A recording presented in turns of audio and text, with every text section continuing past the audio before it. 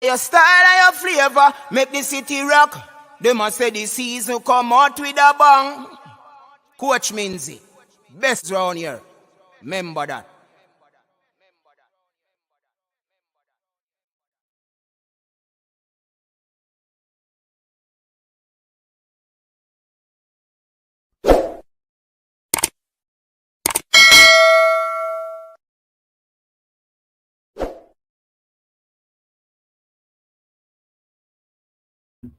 Welcome back to the show, everyone. Trusting that everybody is doing okay and everybody is doing all right. Yeah, my people, we're here tonight to do a recap of the games that were held over there in Bahamas, the NACAC Championship that Jamaica did well at. You know what I mean? And we're gonna be looking forward to the event that is coming up, the Lausanne Diamond League. Wow, this one should be an epic one. Somebody said this is Lausanne is acting like it is one of those little world championship sort of event, you know what I mean? So it is a good look, and we'll be having a conversation on that. We have our phone lines, people. I need for you to start using the phone line. You can call in and let your voice be heard. 1-876-474-3538. You can call in, my people. Yes, man, you can call in and let your voice be heard on the matter, any matter that you want to discuss once it's track and field. You know what I mean? So we have some early birds on board. Paula Donaldson, Kelly Ludford, Tina J. James, big up yourself. And we also encourage you people, like the video. You can also share the video and subscribe to the channel if you're new, so that you can become a part of the family. When we drop these lives, you will be aware, you'll be notified. When we do uploads and we publish them, you also will be notified. You know what I mean? So big up yourself again. Thanks very much for tuning in. We just want to go through this as you'd say quickly as possible. Yeah, man, we want to go through this as quickly as is possible. All right, so trying to get some audio sorted out, but yeah, yes. All right, so let me check out some of the comment. We have Samantha Allen, who is always here. Big up yourself, Samantha. Seka, big up yourself. Welcome. Kerika Blair, welcome to the show. Welcome to the show. Toki, big up yourself. Dean Campbell, big up yourself. Go on. Coach, may I get used to your glasses? Who is him in the building? Yeah, man. Listen, I have to ensure that I protect my windows. Them say I a window door. Yeah, man. Protect the windows to my, which is my eyes. So this is not a reading glasses. This is not a tested glasses. This is also glasses to protect my eyes from the Blu-ray lights, the computer light, the light that I use, the phone light, and all of these things. So it's a means of protecting my eyes. You know what I mean? So that is where it is at. So we have 55 people on. Ensure that the likes match up these things, people. Zach, Alex, big up yourself. Sheldon, welcome. Yeah, man.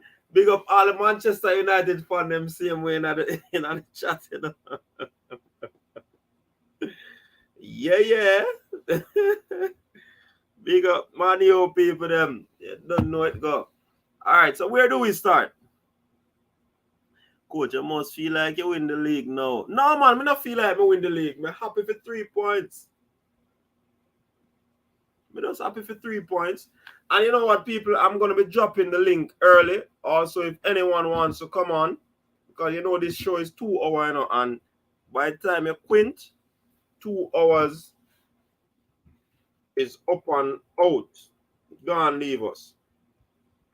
So let me pin that link so you can come on to the panel as well as you can call in. Big up to the caller last week from Antigua. That lady caller, yeah, man. Big up, you don't know. Big up our lady caller from Antigua last week there.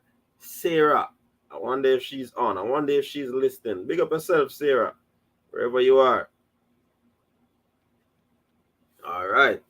So we have some matters to talk about. Where do we start? Do we start Diamond League or NACAC? I think we're going to start NACAC, you know. Yeah, man. Let us start NACAC. Because NACAC Championship was a very good championship, you know. Kind of low-keyed. However, was a good championship. Some of our athletes put in some very good performance. And it argues well for us. I think that with the NACAC situation, it argues well for the quote-unquote. So I don't want nobody think me I call some of these athletes fringe. But it basically gives space and an avenue for the fringe athletes to showcase their talent and do well so that they can be recognized wearing the national colors. So that is a big deal for these athletes. And you'd want to appreciate stuff like this. A NACAC Championship, a Commonwealth Games. Some of the fringe athletes are able to participate, win a medal. You know what I mean? Winning their first gold medal, first medal anywhere you go. You know what I mean? So it's a good look for the NACAC athletes, Commonwealth athletes. Some of them aren't able to run an individual event at a world championship or an Olympic. They might be on a relay team, but at the NACAC, they can showcase their talent individually. So it's a good look. I'm going to go right into the medal table. The top three, United States, of course, continue to dominate medal tables in whichever event. Then you have Jamaica closely behind, and then Canada. So these are the top three. Might as well I just read out the top 10. Let me tell you the medals. United States, 63 medals in total. That's 29 gold, 22 silver, 12 bronze. Jamaica, 6 gold, 9 silver, 9 bronze, 24 in total. Canada, 2 golds, 3 silvers, 9 bronze, 14 in total. Cuba, 213, that's 6 in total. Guatemala, 201, that's 3 in total. The Bahamas at number 6, 124, 7 in total. British Virgin Island, 100, 1 in total. Dominica, 1 in total. Trinidad and Tobago, 2 in total, 2 silvers. And completing the top 10, Bermuda, 1 silver. So that would be 1 medal. And all the others, that medal would have been the St. Vincent and the Grenadines, Barbados, Mexico, Antigua, Barbuda, and Puerto Rico. Those other countries, they medal. So again, Jamaica with a weakened team, US with a weakened team, they went to this championship and they are able to, you know, do well in this situation. Goes to show the dominance of Jamaica and the United States in this region. And a matter of fact, I extend it to track and field, because when you look at this on things, United States and Jamaica, they are really the powerhouses when it comes on to the sprints and other events, because Jamaica slowly breaking into other events, middle distance, throws, jumps. Yeah. So that's where it stands at the moment. Winston Willow, pick up yourself. Welcome. Welcome to everybody. The Purple Master. Yes. Yes, yes, yes. All right. So performance at the one of the outstanding performance. Which performance do you believe, or would you classify as one of the most outstanding performance for Jamaica at this at the championship?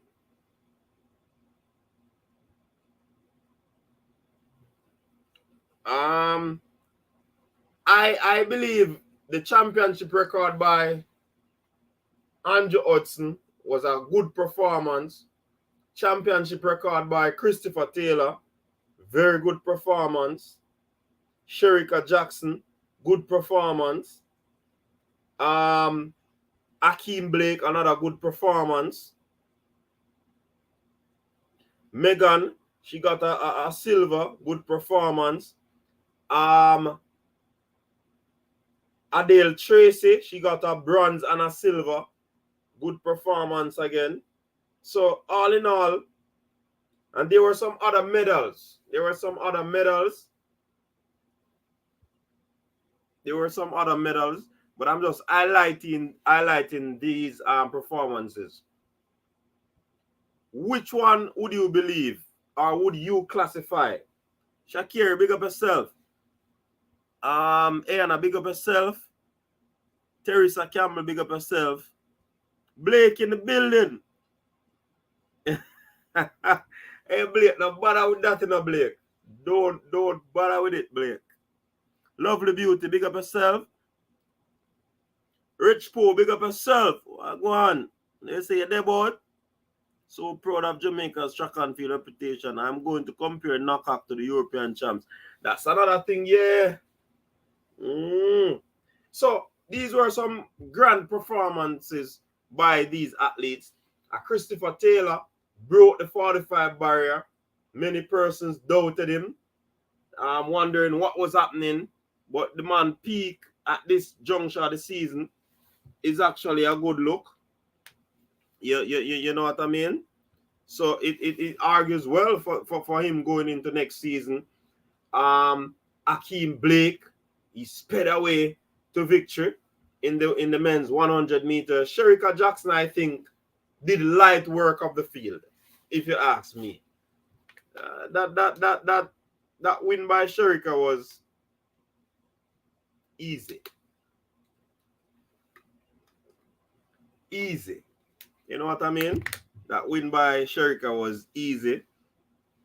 Shakir, it's not Lindsay. It's Minze.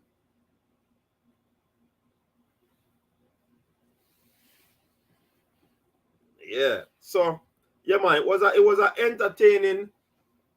The only problem I have, and we're not gonna lament that aspect of the World Championship, but I have to make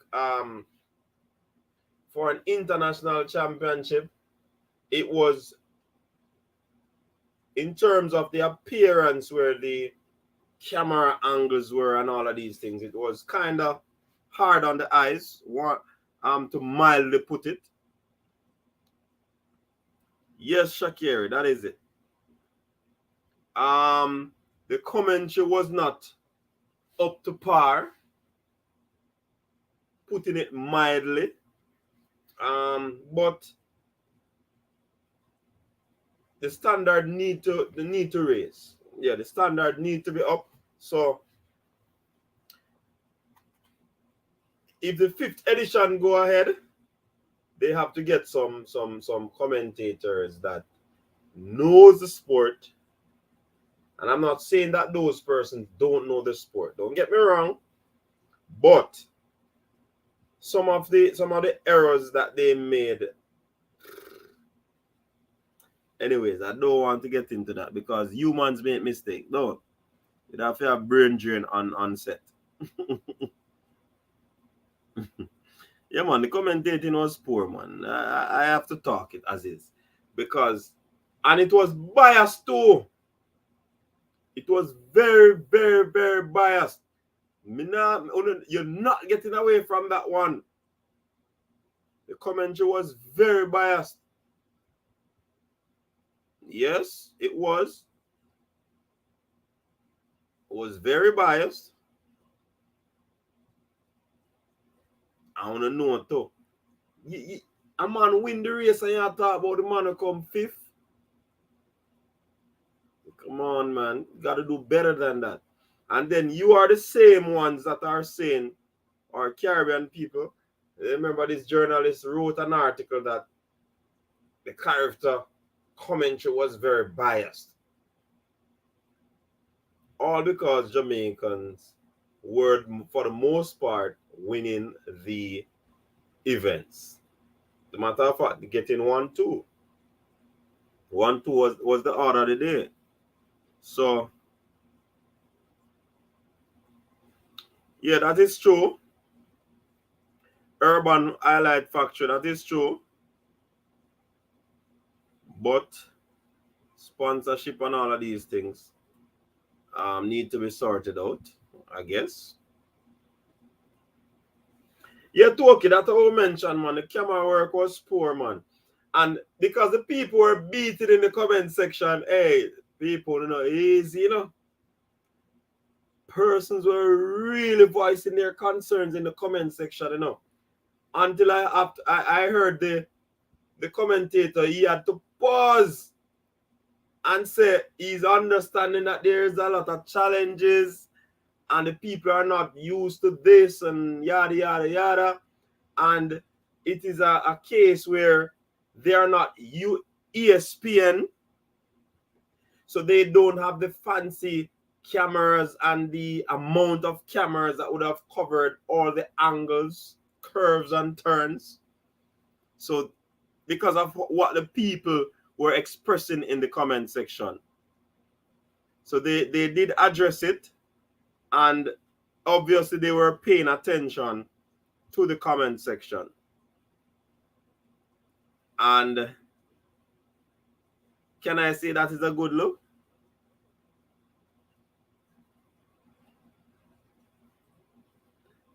Where do you find a balance in commentary?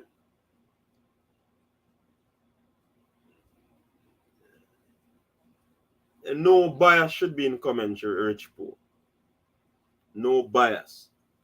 If you're talking about the person that win, talk about the person that win more than the person that comes fifth. Ferdinand, big up yourself. Dandina, big up. You can't talk about.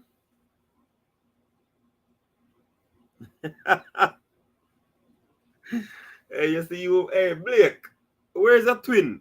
Oh, your twin sent a super chat. Big up to Brandon. Chris Taylor, first place, sub 45. So, yeah, man, the camera, even one of the times, you know, one of the races were like a 200 meter was running, right?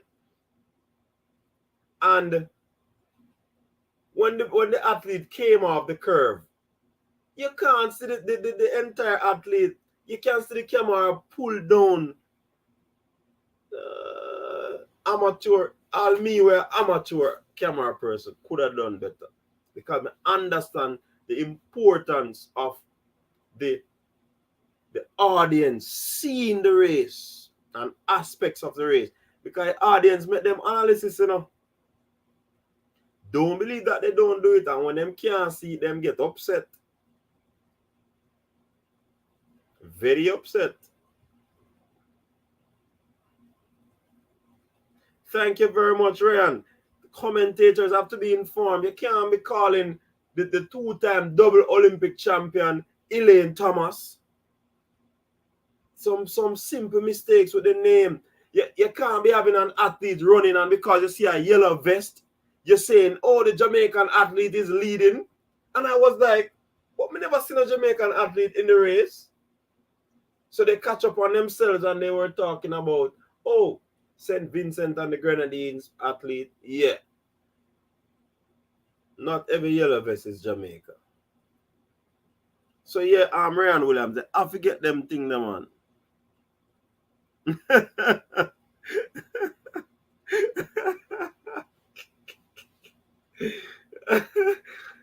Ryan said, come like Ryan Williams is saying that it coming as if it was football commentators commenting on track and field. Yeah, man. Yeah, definitely, Dandino. You could see that it was low budget. That's true. Yeah, man. Seriously. Jamaica wasn't even running exactly. Yes. Where it says E.T. is Elaine adopted sister.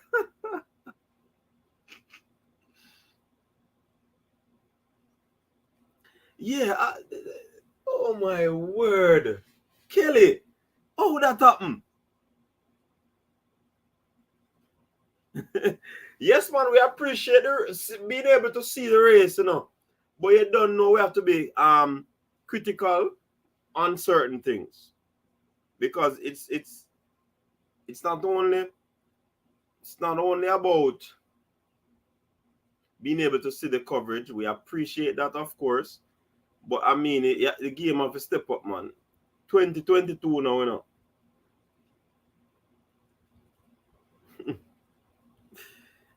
Coach, like Sherika ran 10-2 with a negative win.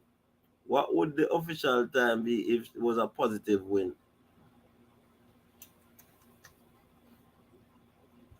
I'd have to do the calculation, Tino J, and can't do it right now. But probably 10-7.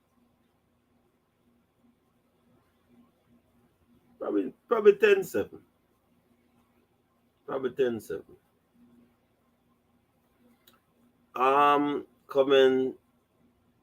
Commentators were incompetent.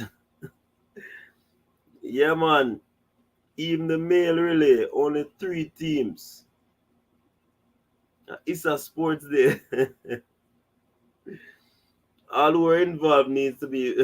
No, man, we're not going to ban them, you know, because we were able to see the event still in Dandino. We were able to see the event. So we're not going to ban them, but I mean, and this is how you get better, you know.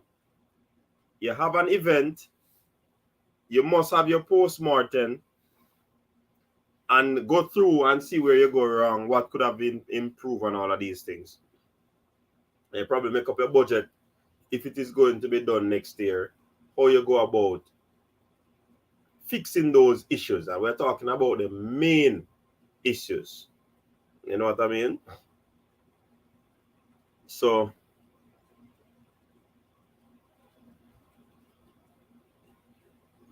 that is it for that. But we still not. You need to tell me who would you give as Jamaica's performance or performer of the competition? I hear some names. Well, I call some names. Sherika Jackson, 1082. Christopher Taylor, 44.63 personal best. Record, NACAC record. Adele Tracy, 2 medals, silver and bronze. First time competing for Jamaica. Then you have Andrew Hudson with that 200 meter win. 1987. It's been a while since a Jamaican man has gone that fast. Then you have 998 from Akeem Blake. His first taste of some amount of victory in the national color. That's a good thing for him. So let me check the comment section to see who you have as your they will learn and do better next time. All right. Big up Anna. Tony Green. Big up yourself. So Essenberg, Akeem Blake is your performer. Tino J. James, Andrew Hudson, Sherika Akeem, Andrew Hudson, US best performer. The man is a Jamaican Blake. Main issues, commentators and camera position. Remind me of the camera position at Penn Relays earlier this year. All them were been in operation for decades, not getting it right, and we can say so. So most of y'all say Andrew Hudson.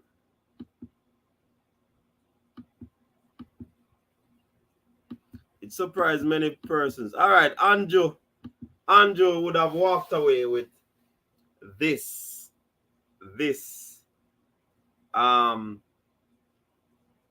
win, best performer for Jamaica at the championship. Trap Boss, big up yourself.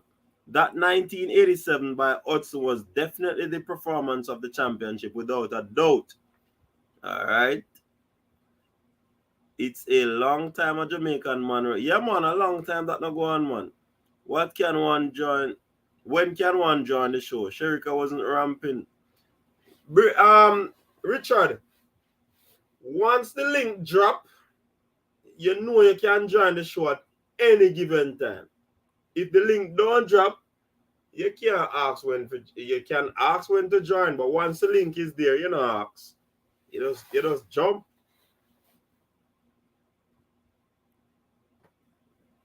We know coach would nail the commentary. No, I would make some mistakes still, but I would have to get myself informed.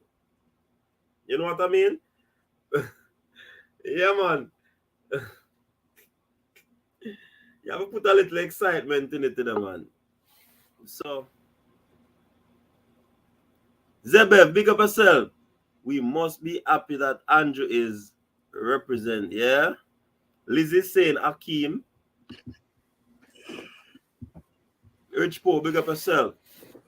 Big up yourself, CD. Big up yourself, viewers and subscribers. One love every time. NACAC, very juicy subject, and particularly this commentary business. A very, very interesting situation. Keep reading the comments. I was aware that you was having a lot of incoming comments, so I didn't want to mess with the program. They're very much a part of the program, you know. Who is Andrew coach? I don't know who is his coach, but we can find that out easily. And we know that he trains in the United States, and persons were asking about a contract. He seemed to have an Adidas contract. So, well on his way. When Bloomfield ran that 19-8, if Bloomfield run it 2 years ago, a year ago, or 3 years ago, a long time the man run 19-8 for Jamaica. So whichever way you take it, still a long time. What say you, Rizzo boss? What go on? Well, look here. Over here, we've been having the recently concluded European Championships, which you could say is the equivalent of NACAC. But I must confess, I didn't know too much about NACAC. You say that there's been 4 editions. Is that right? Yes, a 4th. Well, this year would have been a revamp, but it's a 4th edition. And it carries ranking points. Is that right? Towards the World Championship. And yes, because the winners of the NACAC, they get a bye. So like the 200-meter winner from Jamaica, once we don't have a Diamond League 200 winner or a World Championship winner, then, well, NACAC would have gotten the edge over the Diamond winner. But like Sherika Jackson, she's a defending 200-meter champion for World Championship. She wouldn't run. So if we had a Jamaican who had won it, we only had 1 space. So Sherika would have gotten it. If for example Andrew Hudson winning, he will get a bye as Jamaica's 200. So him can come to the championship, yes or no, because he would have a bye. Sherika winning the 100-meter because Shelly is the reigning champion. Sherika still has to go and qualify. You understand? Yeah, man. But how convoluted? As a fan, can you put your fan hat on and give your assessment? Give your assessment of how accessible athletics is in America and in Jamaica. I think the contrast between what's going on in Jamaica and the Caribbean compared to Europe is very interesting on a few levels. I did ask a question about the success or popularity of athletics. Michael Johnson, the great US 200 meter, 400 meter runner, has been bemoaning the success or lack of growth of athletics on a number of levels. Do you subscribe to that, CD, or is Michael Johnson barking up the wrong tree? Is athletics in great shape financially and in terms of its popularity amongst sporting fans across the world? Is it the biggest sport in the world? I don't believe so. Is there a lot of money involved in it? I don't know. I certainly don't know. When it comes on to Diamond League, if you look at the Diamond League, let me pull that up. If you look at the Diamond League money, when it comes on to, where is it? When it comes on to who wins and what you take home and all of that, I'm going to use that so that you can tell me if you think money is in it. And this is just one aspect of it, you know. Because you know at the Olympic Games, I don't think you get as much money as if you compete at the World Championship. And I'm not certain. I know that sometimes the shoe sponsors for each athlete, they give them incentives, additional bonuses for being in finals, and whichever position you finish in the top 8, it's incrementally done, right? In terms of the amount. But the first place money at the Diamond is 10,000 US. 6,000 for second, 3,500 for third, 2,000 for fourth, 1,250 for fifth, 6th 1,000, 7th 750, and 8th $500. Now so if you're running on the Diamond League circuit and you're continuing to win, you know, I think you can say that you make some money. So like Shelly, who has won 8 stops, you can check your math's not so bad. And then in the final event, the prize money gets bigger. So if you happen to make the final, your prize money to win is 30,000, 12,000 for second, 7 for third, 4 for fourth, 2,500 for fifth, 2,000 for sixth, 1,500 for seventh, 8th $1,000.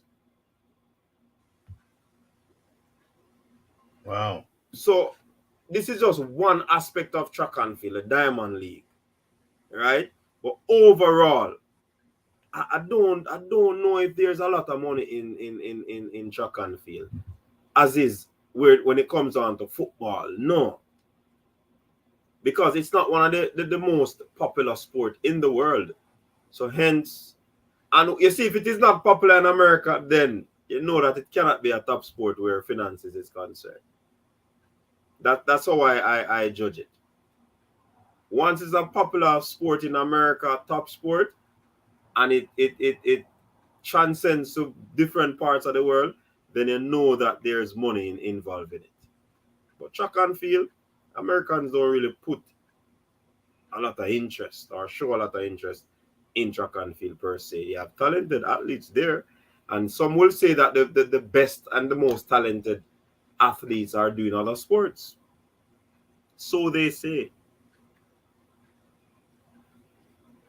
It's a really interesting one. I'm glad I'm on this particular show to gather the temperature and to check and contextualize athletics.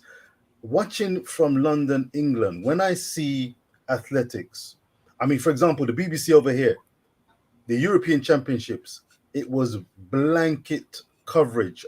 It was a multiple form. They had other events taking place, but track and field is the centerpiece. And when track and field is on, it's big on BBC, on free to air TV. And the stars, if they actually are winners or they're always on the podium, they are lauded, and it's big in Europe. But it's an ironic thing, because when it comes to athletics, the world comes to the foreground. African nations, Caribbean nations. Can you run? Can you jump? Can you throw the furthest? Now, that's a very fundamental thing. And when you see the likes of Jamaica entering the big stage, the world stage, and holding their own, I think it's fantastic. Now, let's look at the commentary. Break this down now. You talked about commentary. How do you actually find a balance in terms of fairly and squarely bigging up winners and losers and those who have taken part and have run personal bests or national records? How do you find that balance? Because watching from over here in England, it's a very interesting thing when it comes to commentary. I beat the commentators oftentimes, which is one of the reasons why I've got Rich Post Sports up, because I want to give my own perspective and tell it as I see it, which oftentimes is diametrically opposed to what I'm hearing on the likes of the BBC. Now, let me ask you, CD, when you're watching an Olympics or World Championships just recently concluded, or the NACAC, how do you and what would you like to see as a fair and square commentary? A fair and square commentary? Yes, sir. I'm going to give you an example. For example, if the winner or the best person is ranked number one and is American, ranked number two in America, and then you might have a third person who might be English, and then the Jamaican is a top 8 contender, 7 or 8. Would you expect the owners from a Jamaican perspective to be on the Jamaican runner? Or would you expect the big ups to go to the favorite, ranked number one, season's best number one, big time operator? Or would you be looking at the person who's going to be a contender, potential number one? Or would you be looking at a plucky finalist from a small nation who is doing, incredibly well just to make a final, whilst the Jamaican has no chance of winning but might get a national record? How do you balance things up? Because as I said, I'm watching from London, England, and when I see English competitors, let me get right to the heart of the matter. I see English competitors. Remember, World Championships, Britain, 1 gold, 1 silver. I think it's 5 bronze medals. My contention would be Britain has pretty good commentary, but oftentimes they don't big up Jamaica as much as I feel they could, for example. But what say you? How would you look at things from a commentary position? How do you find that balance? Because it is tricky. I beat the BBC oftentimes, but there must be other perspectives. You are a Jamaican, I'm a Jamaican, and I would like to see more and hear more about the Jamaican runners. But it's not like football where you can beat somebody and just tell it as you see it. Sometimes the British are very softly does it. I want to get your perspective. Go ahead. But Richard, as a commentator, even though as a commentator you might be a fan, but if you are talking about introduction to the event, remember you have an audience and you want them to know about the athletes that are competing. I don't think you should. And I've seen it through the preliminary rounds of the World Championship, when they basically highlight the main contenders in each round. So for example, the 100 meters for male is going across. They put up the names of the athletes, but they move across to the main protagonist, if you want enough a better term, right?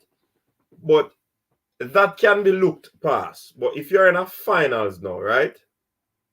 Or a semi-final, and you're giving commentary, and Rich Poe is the favorite.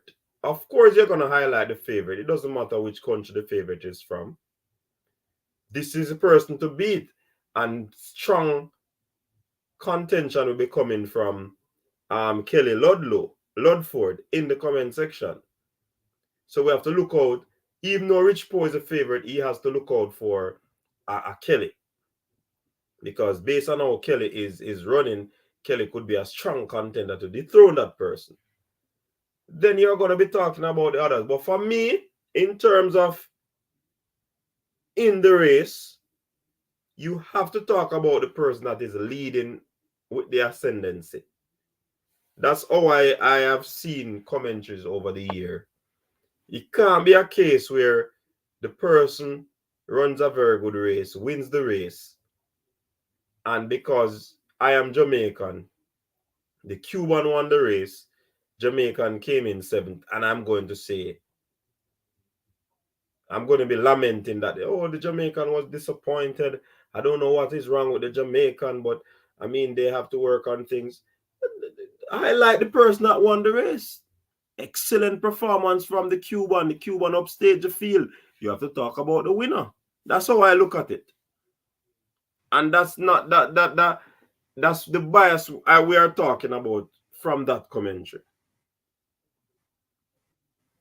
I wasn't watching the all the events at the European Championship, so I can't give an assessment on that.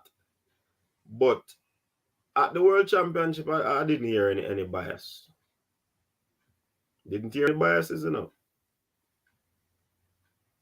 Even if they wanted to, they couldn't, because the audience would have been a wide audience. When we are giving commentary, yes, we want the Jamaicans to win. But of course, we have to highlight the person that crosses the finish line first. That's just my take.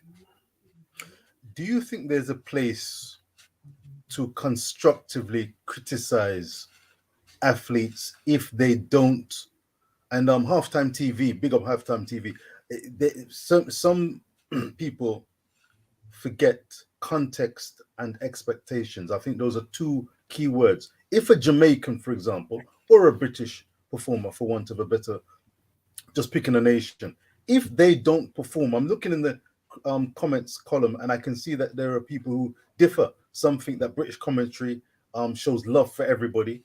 Another has suggested that they're insufferable and they turn on the athletes constantly.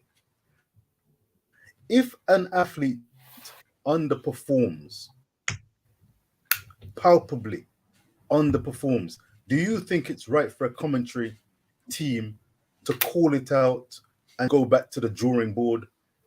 They weren't mentally ready, or that wasn't good enough. They need to come again because we've got a great tradition and we need to ask questions because we expected such and such from this athlete. They've not really delivered, and we've got to call it as we see it, and we need to aspire to the winner and aspire to those podium finishes because that's where we want to go on an upward trend. Almost compared and comparable maybe to football, when we can see a performance, and if we're not impressed with it, we'll call it as we see it because we know we can expect better from the team. We've seen better from the team, and we're asking questions, are you going to perform? Is that acceptable, or do you think that would turn off viewers? That's a very good question, Richard. But am I the right person to answer that question? I don't think so. I mean, from a professional standpoint, you would want to wash that linen, because if other folks are watching the European Championship through your feed, we don't want to hear about what Dina Asher-Smith could have done or what Dina Asher-Smith can do. And Dina Asher-Smith has a mental issue. We don't want to hear that. we want you to focus on who won the race. First, second, and third. You might mention Dina's performance was disappointing. Yeah. Or you could use some descriptive words to describe the performance. But to be lamenting on the performance of that one individual that came probably seventh or last, when the triumph, or when the person who crosses the line first is there, camera is highlighting them, and you talking about someone who is not in the frame. So I don't know. But Jordan is saying that the British commentators very impartial. If anything, they are very critical on British athletes more than anyone. And that is what you are alluding to. The critics right in the face of someone winning can't be good. Well, Jordan, that's a very interesting view. If Jordan is suggesting that the British commentary is impartial, I would take dispute with that with more than a pinch of salt. For example, I don't think the British media in general like to criticize performances or highlight performances as not up to scratch. If I had to generalize and describe British commentary, for example, I don't know how the Jamaican field lays, but from a British perspective, they would look at it as this. They'll say, great performance, wonderful performance. If you make the top three to qualify from the first round and you come third in that heat, or you get a fastest loser or non-qualified position, they will say, great, let's keep an eye on those times because there's still a chance of making the semi-finals if, somebody else in the final heat fails to run a slower time or a faster time. They will applaud mediocrity. That's where I'm coming from. I see them applauding mediocrity and praising average performances, below par performances, and they almost have a balance alongside those genuinely talented performing athletes who actually are producing terrific performances and making the podium or competing at the highest level. That for me is disingenuous. That for me makes it a lovey-dovey affair, and the cut and thrust of high-class competitive sport, that edge and veneer. Why would you be celebrating and describing a performance as brilliant, great, fantastic, if you're making a second round appearance, when we know that you really are, from what they've been saying, a contender? In fact, sometimes they make pretenders out of contenders. Some performers are not really up to the mark, but they big them up, and when they flop or they don't perform, it's unlucky, and this person finished seventh, and move on. That for me leaves athletics losing its edge. In the European Championship, let me give you a quick example.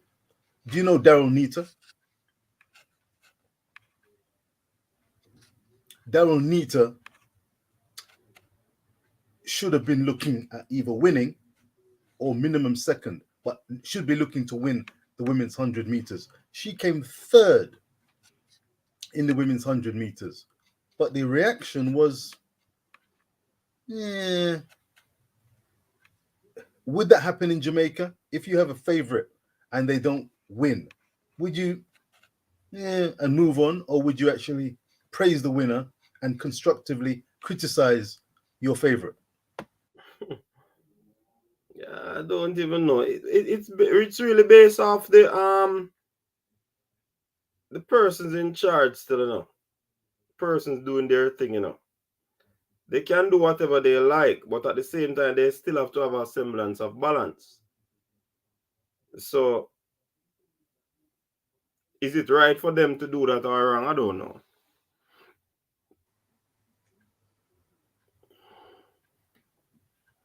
I don't know. I don't know if it is a biggie for me. What was your main criticism of the commentary, apart from in NACAC, in terms of you saying that they were getting the name of the countries wrong and getting the likes of Elaine Thompson-Herah's name wrong? I don't think she was actually competing. What was going on there? I mean, these are bread and butter mistakes. Amateur hour. Yeah, man. They made some rookie mistake, as you'd say. The commentary was poor, it was lame, not interesting, a lot of dead air time. I mean, you just wanted to see the races, just that. There wasn't any excitement, even calling the races. So it was, Richard, you'd have to hear it to understand what we're saying. Well, it's interesting, because on YouTube, I actually saw some of NACAC.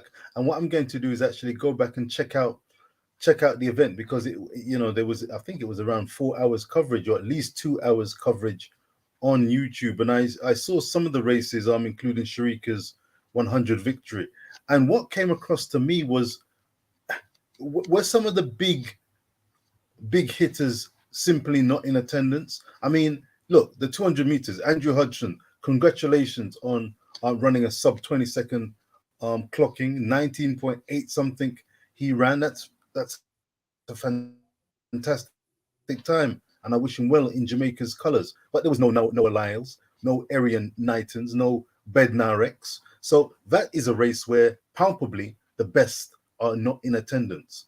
Does that not add to the sense that it's not the be-all and end-all? And maybe it was a case of it's not a premier event. The World Championships was the big events. I could enjoy the European Championships as much in some events simply because I knew the Jamaicans weren't there, the Americans weren't there, the Africans from Ethiopia and Kenya were not there. So to me, it was a third-rate event, which meant that I'm expecting certain people to just walk in and pick up their gold medals. And if they didn't win, then I'd have to point them out and say, wait, what's a one? But you have to look at the emphatic fashion in which the races were won, especially the 200 meters. So if a Noah Lyles was there, Arian Knighton, that possibly could get, if stronger competition was there, Hudson probably could have gone faster. You know what I mean? And we could fast forward to the event coming up, the Diamond League. They will be facing each other. So let's see how that one goes. We'll be going through some of those events later on. But let me go through some of the comments. If you want to hear bias, go watch the Tokyo Olympics relay. I even remember the Jamaican public booing the US, booing the American kids. I don't know about that. Daryl is her own worst enemy. That man was trying to will the Jamaican team to DQ for going out of bounds so the US could win by default. If you haven't talked about it yet, what about the guy going back to KC? Yeah, we don't reach us yet. This little brother, he's always swinging from his friend jockstrap like Tarzan. Who does him attack?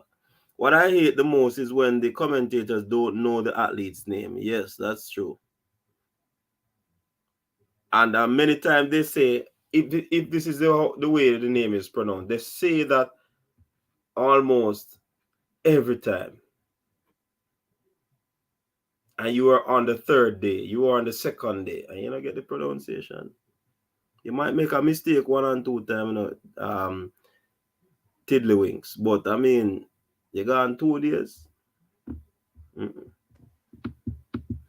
The way me here honor do the people them name, sometimes I want to come on me.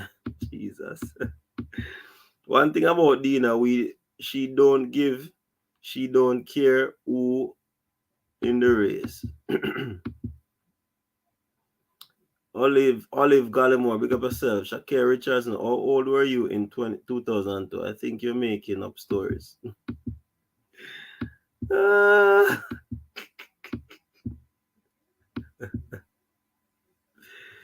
Let me turn on this thing. I get hot. All right, so, oh yes, Tokyo Relay was a joke. They couldn't stop going on and on about Jamaica supposedly passing outside the zone. Even after it was confirmed the flag was someone else. All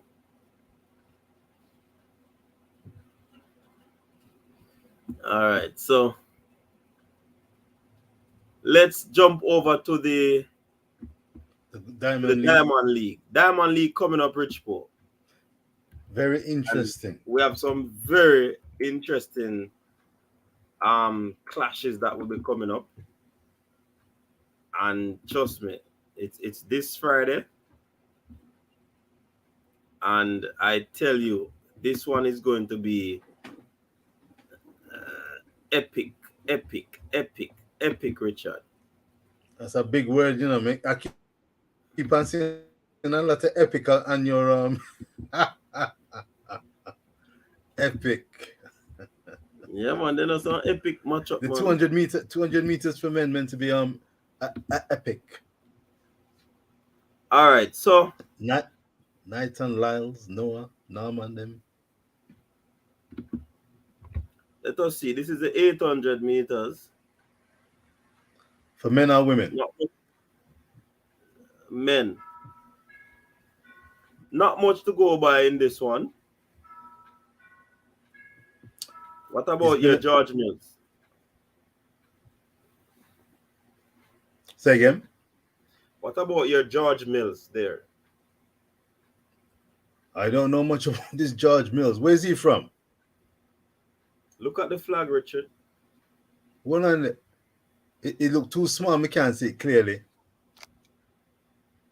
Oh, is that United Kingdom flag? Wait, no, sir. Well, look here. George Mills is nothing to write home about. Max Bergin has been Britain's premier 800 meter runner. It's been a very open event, the 800 meters this year. Very open event. Not been a stellar list of performers. And I think going into the World Championships and into the Olympics, we're looking for someone to really step up and stand out. So it's a very open race. So nothing really grabs me in terms of this 800 meters. But Mr. Mills, I don't expect him to be winning that or even coming in the top three. And that's even taken into account. I've not looked at the full lineup, but not overly impressed with that lineup, to be honest. Nothing to write home about. Yeah, that's what I said. All right, this is the triple jump.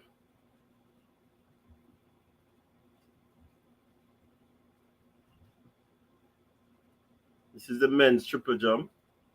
Christian Taylor is there, Donald Scott, Ponvian, Martinez dos Santos, Diaz Hernandez, Diaz Fortune. Nothing to talk about that one. So let us move again. We move hastily over some of these events. 200 meters is gonna be an early one. For female all Swiss. Oh dear, yes. a showcase in Lausanne. Be one of those curtain openers. So if they don't have the diamond beside them, it's not the Diamond League event.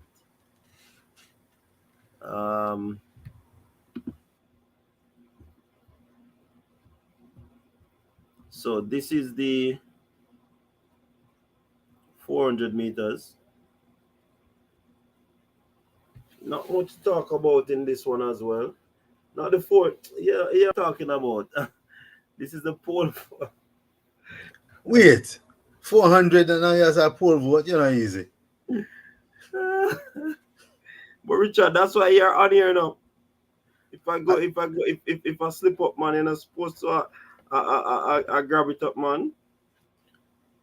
All right, you look, know well. me just increase the screen. Now. I'm gonna help you out now. Mr. Wagwan, Right, sir. so Look here, that is nothing to write home about. Nothing to write home about this, sir. All right, so javelin, let's look at the events that we want to really. This one I want to click on.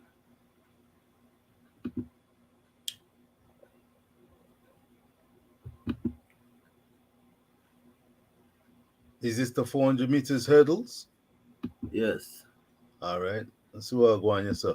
Of course, the outstanding runner. I wonder if she's going to be there. Well, there's been two that have stood out. Let's see if them they look. She should, eh? Just move that screen, up a bit. Right, so Femke ball is there. Yeah, man, bring it down a bit. Yes, sir. You seeing clearly? Listen, Daila Mohammed, Femke ball. Yeah, man, beautiful. That's just outstanding. I mean, Femke ball, I think she's in contention for being one of the athletes of the year. She's the great white hope, some would say, but she is just a humble, phenomenal runner. She's run so many races this season. I mean, she won the European Championships 400 meters flat, and then also won the 400 meters hurdles, and in addition led the Dutch to the 4x400 meters gold medal in the European Championships. So 3 races or three finals, 3 victories, and she is phenomenal. Still chasing the likes of, was chasing the likes of Daila Mohammed. I think she's going to overtake Daila in this race. I think she'd be favorite to win it. And only Sydney, the great Sydney McLaughlin, stands in her way of being the premier 400 meters hurdles runner. So look out for Femke. She may be looking and seeking to run below that time that you see as a personal best. She could be looking to dip under 52. Right. You think she's capable of going sub 52? No doubt about it. Yeah, without question or hesitation. She is a phenomenal athlete. Very humble, hard, tough runner. Her mindset. I mean, imagine being in an event where your main rivals are previous and current world record holders. That's where she finds herself. She is a queen in European athletics. And it's only those 2 Americans that stand in her way of being the number 1 400 meter hurdler. And she's not backing off. She's not saying, I want to change my event. She's going to stick with it and do what she needs to do. She's very humble, loves the game, loves athletics, seems to treat it as a fun activity, but she's tough as steel. And yes, she can run under 50 and under 52 seconds, particularly because she knows in order to win an event like the 400 meters hurdle at the highest level, she'll have to slay Mohammed and then go for Sydney. And if she doesn't win in the World Championships or Olympics, she'll run her heart out, get a personal best, get a Dutch record, and get herself on the podium. She's one of my favorite athletes, no doubt about it. All right, let's look at Rochelle Clayton, the Jamaican. She has improved tremendously since this season, and as the season gets closer to its end, she's improving. She's really peaking because she has had a season best, a personal best, 53:33 in her last outing. Yes. Do you believe that she is going to go over in that coveted 52 seconds barrier? Doubts. I'll be honest. Rochelle I've watched her progress, and she has made wonderful progress this season. Geneve Russell, another, wonderful representative for Jamaica. But after a long season, I think it's going to be a tough ask. If she's physically up to it and mentally up to it, that combination needs to come together. So if she is in that shape and she feels fit, only she will know that, and her trainers and those nearest to her will know exactly what condition she is at this time of the season. But it would be a tough ask. I mean, to take off over 0.3 of a second to get under that, it would be very, very difficult to do. I mean, that's a huge jump at this stage of the season. So the best of luck to her. but it'll be a tough ask. I think she was just looking to do the best she can, and I'll be looking forward to seeing exactly how Russell and Clayton do in this event. I mean, it's a real killer of an event. You don't just turn up and rock up and run these events, and because the lactic acid that builds up in these events is something to behold. But I wish her well. I hope she has a strong run, and we'll see. Anjanette Knight. Exactly. Anjanette Knight. She was at the Jamaican trial. She was leading that event. She fell, and she has been on reserves list going through Commonwealth, NACAC. She helped them out to get a silver medal in the 4x4. Fantastic. I did see that fall. I think I saw the fall and heard. That was in the trials, is that right? A personal best. Well, listen, she might be relatively fresh. 53:39. Listen, I'll be keeping an eye on her. Again, she'll know exactly what form she's in. But it was a really unfortunate fall that she had in the trials. So thanks for bringing that to my recollection. Listen, go for it. It's been a really tough season, but of course she's ended up with silverware. So it's a big Lausanne Diamond League meeting. Go for it.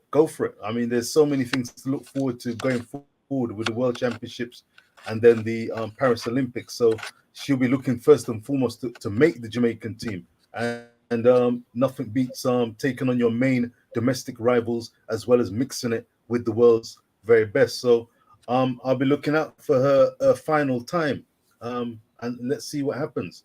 Very interesting, because you know something you said earlier about the 200 meters, CD, when you said Andrew Hudson is likely, or it's possible, he will run faster or could run faster when he meets tougher opposition.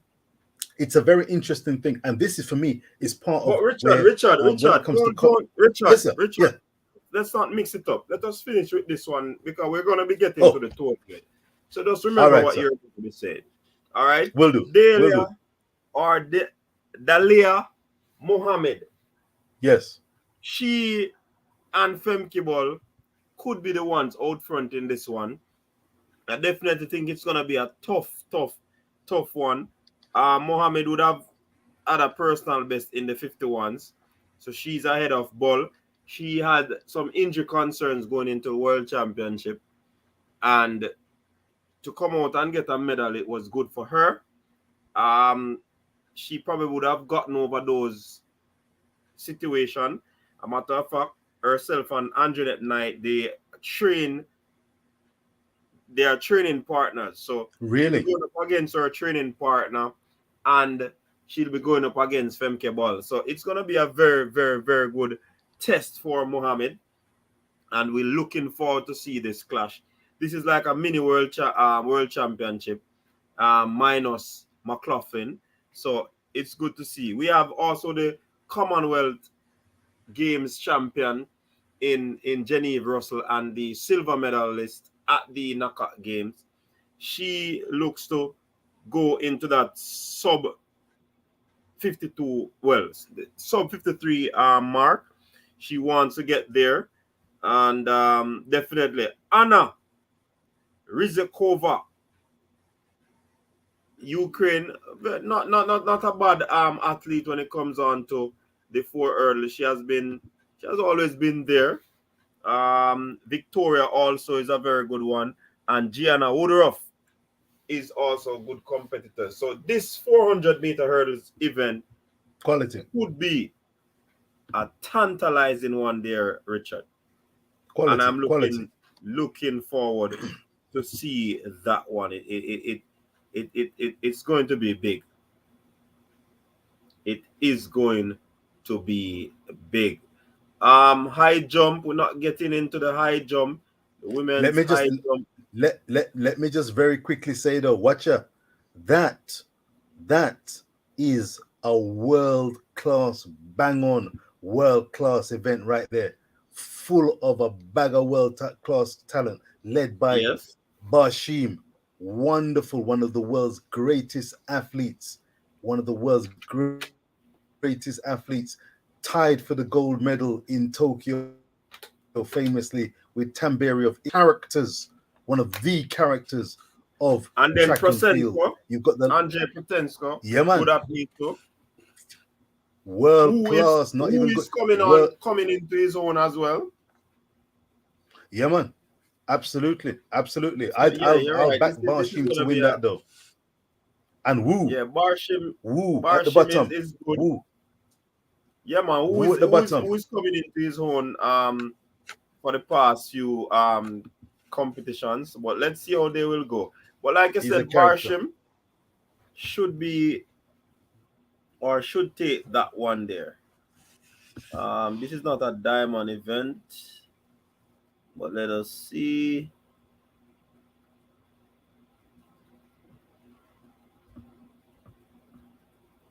Mm, 800 meters, not much to talk about in this one, so we can move on. All right, this one is a big one. Rashid Broadbell has been added to this list. In the men's 110 meter hurdles. Good to know that the youngster has been drafted in. Commonwealth champion, of course, him have leverage, can go up on the circuit. Trey Cunningham, Damien, not going to try and pronounce that last name. Grant Holloway, world champion. Jason Joseph, Hansa Parchment, Rafael Pereira, and Sasha Zoya. I think for the most part, this could be a 4-men race. The 2 Jamaicans and the 2 Americans. What say you? No doubt about it. A world-class event. This is going to be one of the highlights. In Broadbell, Cunningham, Holloway, and Parchment, you've got 4 of the leading 110-meter hurdlers. That's going to be a really tasty contest. I'm particularly looking, and I expect Hansley will be looking to get victory over Holloway. Holloway, I remember the last time they actually contested on the Diamond League, and Holloway won the race. And I saw a little bit of a pensive yet serious look on Holloway's face, because he was aware that Parchment was in the race, and he knows that Parchment took him in Tokyo, and was aware of the danger of Ansley Parchment. But he took him in good fashion, and Hansley, you know, it was a nice warm embrace at the end of the race, but there was mutual respect there. I think Hansley would be keen to show that he's got the beating of Holloway, and he doesn't have to wait for one-off races. He might be looking to take a big scalp here. So Holloway, the favorite for me. Trey Cunningham is a really fantastic hurdler. And he, if anyone slips up, he can get in there. And Broadbell, Jamaica have got a fantastic tradition in the hurdles. And that's going to be a tasty one. So Holloway, but look out for Parchment to pull off the victory here. But it will take some doing. All right. And we have to also remember, you know, the last defeat that Holloway got was from Rashid Broadbell running from the back. So you can't rule out this youngster once he produced, and it was not a very efficient race from Broadbell, you know. So I think if Broadbell produces one of those runs that he did at Commonwealth Games, Ansel and Holloway could be in trouble, you know. It's That's one of why those. this event is so interesting going forward and intriguing because of what these athletes can really do. It's the high hurdles and it's the high end of the sport. These are the elite of elite performers. I'm just wondering if Broadbell has the composure to run almost the perfect race to get the win over Holloway. Holloway's mental hunger for success and appetite is what I am most impressed about Holloway, in addition to, of course, being a phenomenally built specimen. So Broadbell will have to run a super fast time. I mean, he'd be looking at close to 13 seconds, 13:02, 13:03, if Holloway runs a top race. So mentally, I think Holloway's got the advantage over Broadbell, but Broadbell I don't think has so. No. I don't what? think so. No. What is it? Why does he have it? Why does he have a mental edge when Broadbell handed him a shot defeat? You want to see the look on his face the last time Broadbell beat him, It was unexpected, And persons in the comment section, and I'm not saying that he's not going to win, but persons in the comment section are leaning towards Broadbell because of that victory as well. Well, listen, I will be the first to bring out the flag and big up Broadbell if he can defeat Holloway. That would be fantastic. And this is why I rate Jamaican performance, because compared to the British best hurdler is Andrew Posey, who won a world indoor title. And from that victory a few years ago, he's always been seen as the main guy who can actually try and not win. He won't win a race, but he can get the podium. But the difference between the likes of Posey and Broadbell and Parchment and Ronald Levy is that they do not back away or fear. And they mentally are up to the task of meeting head on the likes of Grant Holloway and saying, I am here and I can beat you and I'm going to beat you and I'm going to give it my best. And if my best is good enough for you, then assert God. If you at your best can beat me, assert God, but I'm not backing down. That's what I love about the likes of Broadbell and Parchment and Levy and Jamaican athletes. They don't settle for second best. So that's going to be a fantastic race. But Holloway is someone who doesn't like to be defeated. So you know what? That's going to be a bag of bulls in a pen. Let's see who comes out on top. Plus, Broadbell seems to be the faster of the two, fastest of the three. So it's going to be intriguing because, as you rightfully say, it's high hurdles and anything is possible. Anything is possible going into that event. So it's going to be a good look. The women's triple jump, exciting one again. Big matchup again between Shanika Ricketts, Yulima Rojas, and Kimberly Williams is in this one. Patricia Mamona. Sorry. Anna Minenko, very good athlete there. Thea Lafond, Tori Franklin, and Marina. This is going to be a very good triple jump event. Well, I want to see. I'm going to put in my bit of bias right now, Richard. Go on.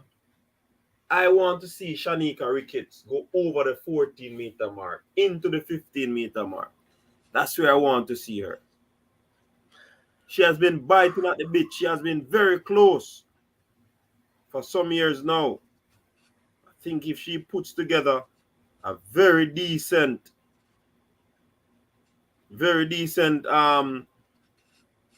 execution, she can actually make that. What say you?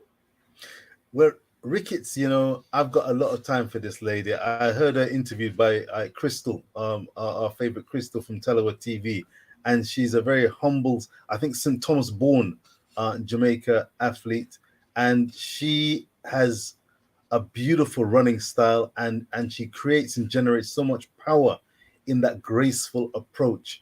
And I tell you, if she got to that 15-meter mark, it would be phenomenal and fantastic for her. She's been knocking, and I must say she seems to be getting better with age, because there was a time that she was not close to that 15-meter mark, and Rojas was way out there, the only one getting close to 15 meters and beyond. But she's really knocking on the door, and she's more than capable. Herself and Romanchuk, who won the triple jump in the European Championships recently, she won with a mark, I think it was about 1491 or so. So not as far as Ricketts, but both of them are knocking on the 15-meter marks. Ricketts, it would be fantastic from a personal point of view for her if she could achieve that 15-meter mark. Of course, Rojas will be the woman to beat, and if she gets it right, she flies beyond the 15, and she may be thinking world record. But yes, Ricketts, that would be a fantastic competition. Romanchuk, Ricketts, and Mamona. I think she's got something to prove. She's a 15-meter jumper at her best, though she's not been at her best this season. So that's going to be a tasty competition. Williams may be coming towards the end of her career, but it's great to see her in a Diamond League event, and we wish her the very best. All right, so that one there, who you have winning that one? Easily Rojas, right? The only reason I wouldn't say easily, yeah, I'd say easily if she gets it right on the board. It's interesting when you've got someone like Rojas because she's used to winning, winning. There's sometimes that she's actually found herself having to actually produce a jump, having produced a couple of fouls. So you can never take anything for granted. But if she gets it right and puts in a first jump, well, in this one, I'm sure she'll get her 6 jumps. If she puts in a decent jump in the first 2 efforts, she'll be in there for the win, I'm sure. But hot on the heels, if she slips up big time, it will be a headline, trust me, if Ricketts or Romanchuk pip her, because as you rightfully said, they're both knocking on the 15-meter door, and she doesn't want to snooze, and she'll be well aware of that. So Rojas for the victory, but don't take anything for granted, and it would be an upset, but a delightful upset if the likes of Ricketts or Romanchuk take a victory there, because Rojas has just been a serial perennial winner in this event. I think one of the highlights on the women's side would have been the women's 100 meters. A massive rematch. I hear the Mavericks said this might close the argument of the GOATs, depending on who takes this one. Are we really say, hold on there? The Mavericks says so, based on what? Close the argument? I would have to disagree, and I'd like to hear on what basis the Maverick suggests this closes the argument. On what basis would he be closing the argument? Of course, we know that this can't close the argument. All right. I mean this certainly can't close the argument for me. No, if I put my feet in the shoes of Maverick, and for those who would say this is a big race for a number of reasons, I would say if Shelly Ann, we've been talking about breaking barriers, we can see her personal best is 10.60. The magic number enters the equation. Can she, let me ask you, CD, can she, Shelly Ann Fraser-Pryce, dip into the 10.5 plus seconds? That in a stellar season for Shelly Ann, running so many consistent sub 11 times, not only sub 11, but 10 sixes. That has been phenomenal. If she licks a 10.5, maybe that's when Maverick would say, you know what, this is an athlete that we've never seen before, because 10.5 at this stage of the season, up against this kind of a field, the European champion, that's looking Kemper, she's not there, but a Kambunji, Sharika Jackson, 200-meter champion.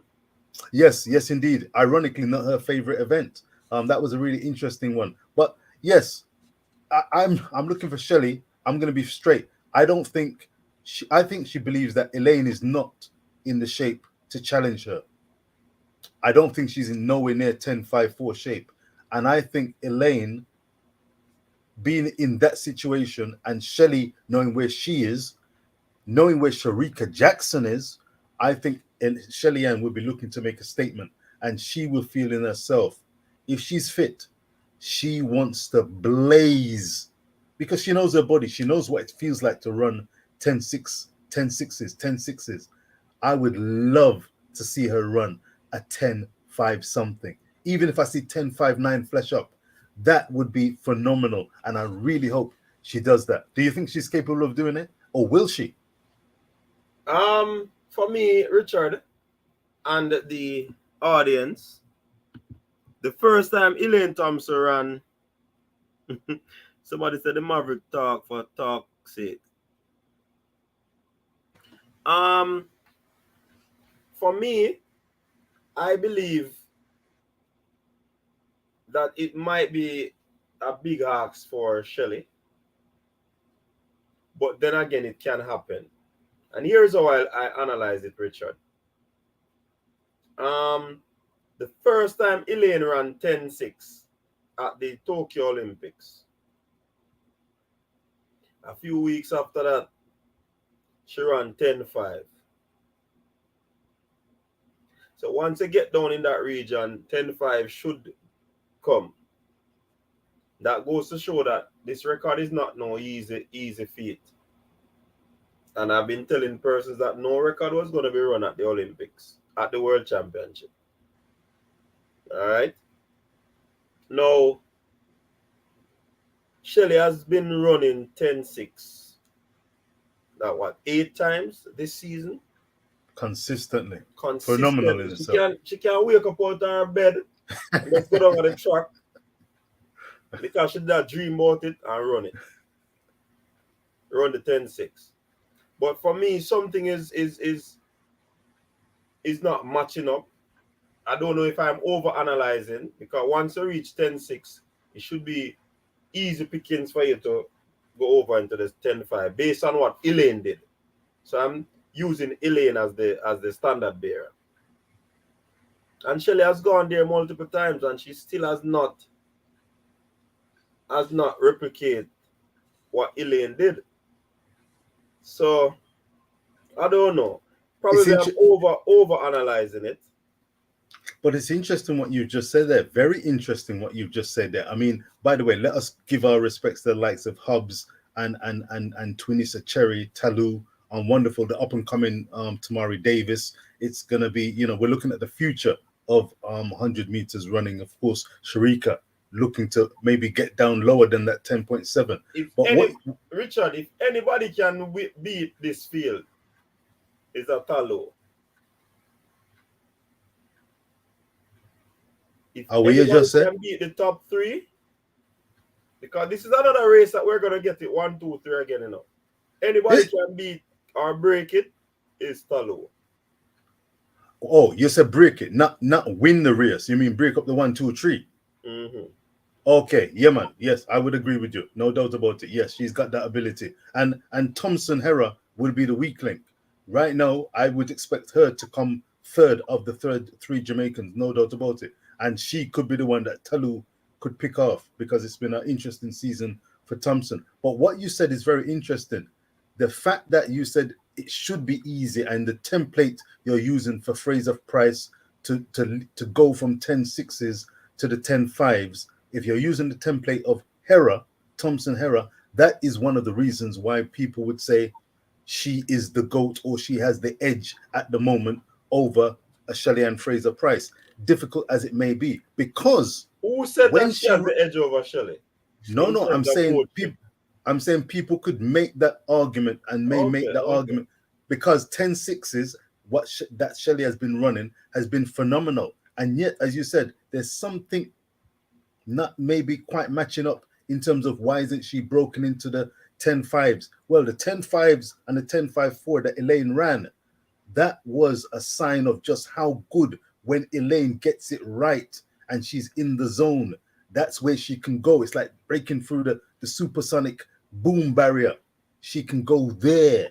And it's not everybody who can go there. Shelly Ann is blowing away fields and running phenomenally fast times. But that 10.54 compared to a 10.60, there's a difference. And that difference is the difference between being the GOAT or being the GOAT with a small g. It's a very interesting and fine line, because Elaine, I mean, the question is, who is the fastest? She's the fastest woman alive. That's her mantle right now. And we know that she knows how to win Olympic titles and now just won a Commonwealth title. So we know her capabilities. And that's in no way decrying Shelly Ann Fraser, who is an absolutely phenomenal athlete. I personally would just love to see if she can dip under that 10-6, which she keeps on claiming that she's in the shape to do and she wants to do and she believes she's going to do it. And for me, that's the key. Does she believe it? And if she believes it, Shelly and Fraser-Pryce can achieve it. It's going to be a fascinating matchup, a fascinating race. I think Shelly Ann to win the race, and that in itself is a sign of how great a runner she is, because this is no easy field. Shericka Jackson is looking to turn up, and she could run 10-7, 10 high 10-6s, a 10-7. These are wonderful times for women's sprinting. It's phenomenal. And Shericka Jackson, again, I take my hat off to her. Absolutely phenomenal athlete. And she's rising. RDD will not agree with you on that. He's saying that Shericka Jackson will never run 10-5, neither 10-6. Shelly will never run 10-5. Shelly will never run, big man, will never run 10.58, 10.59, 1/100th of a second difference. If that's what they're suggesting, I would say, well, let's wait and see. I think 10-6, 10.59. 35-year-old Shelly and Fraser-Pryce cannot beat Elaine Thompson-Herah. What kind of something? Cannot, but she beat Thompson-Herah in the recently concluded Eugene World Championships. He's saying it's because her husband and coach was not there. She was the only coachless top athlete that was there. He came to the Commonwealth and she won. But the time she won in 10.95 seconds, I believe it was. A win is a win. A win is a win is a win. In Absolutely. this context. And this, now you see, this is what I love. This is for me, for Rich Post Sports. This is what I love about track and field. This is the kind of robust, constructive engagement where the mental side of things, the coaching, contextual side of what's going on comes into play, where you're not soft shoe shuffling and you're engaging in high level discussions in terms of who is the best, who's second best, third best. The margins can be fine, but you're not backing away from it. You embrace it. So it's a genuine argument and a deep argument to suggest that because she didn't have her coach, her husband there, it made a difference. That's very interesting. That's very interesting. I found it interesting that Elaine Thompson said when she went to the Commonwealth Games, and tell me what you thought of this, viewers and subscribers, Coach Minzy, when Elaine Thompson said she was going to the Commonwealth Games to have some fun, a coach told her husband said, go and have some fun. What did you take that and interpret that as meaning? I don't know. Oh, you mean? No, I'm serious. It's a genuine something. I heard her say, I just went. And when she was interviewed during the Commonwealth game, I was told to come and I decided to come and just have some fun. Yeah, she come to have some fun, meaning she's not going to put any pressure on herself. She's just going to perform, have fun, enjoy the event. Did that mean for you she was going to win or just be happy with a podium or to come away having had a lovely time? And if she comes, whatever happens. Listen, in having fun, athletes are relaxed, so they normally will do better. So I guess from that standpoint, I analyzed it and said that's what she could be saying. I can't read her mind. I'd have to ask her that directly. Would you have been disappointed if Elaine had gone to the Commonwealth Games and not won the 100 and 200 meters? If I would be disappointed? Would you have been, as a fan watching, would you have been disappointed, or would you have said, everything is everything, I know she's better than this, and I know that there's circumstances, and I'm glad she get a silverware for Jamaica, and she pick up a silver. If she lost the 200, respect, everything blessed. If she lost the 200, I probably would not feel any way, knowing the shape that she was in based on how she ran at the World Championship. So no. I thought it was very brave. Personally, Rich Post Sports said and considered that a brave decision, and I was extremely happy and pleased for Elaine, because for such a great, all-time great athlete to put herself on the line in front of the watching world audience. She was one of the, arguably the biggest name in the Commonwealth Games. And to put herself out there where the likes of Daryl Nita and the St. Lucia athlete was there, Julia Alfred were there ready to win the race. They weren't concerned what condition Thompson-Herah was in. The media were not concerned what condition she was in. She was a scalp to be had. And Daryl Nita, I tell you, she ran 10.90 in the semifinals of that championship. I think it was about 10.90. If she had run anywhere near 10.90, she could have taken the scalp. But Thompson-Herah's fighting spirit and maturity and ability to produce won the day. And I was so pleased for Thompson-Herah because, trust me, any misstep, anything other than a gold medal, and they would not have cared two hoots about what condition she was in. The key thing would have been Nita, Britain, wins gold, and what a scalp to take. There would have been no mercy. Trust me. So, Elaine, let me tell you respect. what you see the thing about... Fascinating. See the thing about Jamaican athletes, they are conditioned to maneuver through the rounds. I think there's something special about when the Jamaicans go on the circuit and how they do the rounds. It's fascinating. It really is. We have Tamara Davis in this one. Rising star for America. I don't know if she'll be able to spring an upset. Unlikely. Could sneak in as well. Sherika Jackson could also take the win. Kambunji, she can be dangerous. Marie-José Talou, African record holder, very fast. She can spring a surprise, breaking the top 3. Twanisha Terry, very good athlete as well, but top end, speed endurance, I don't think she reached that state yet. Elaine Thompson-Herah, one of the finest sprinters around town. If she gets it right, everybody will be fighting for second and third, and fourth and fifth and sixth. Elaine is building for next season.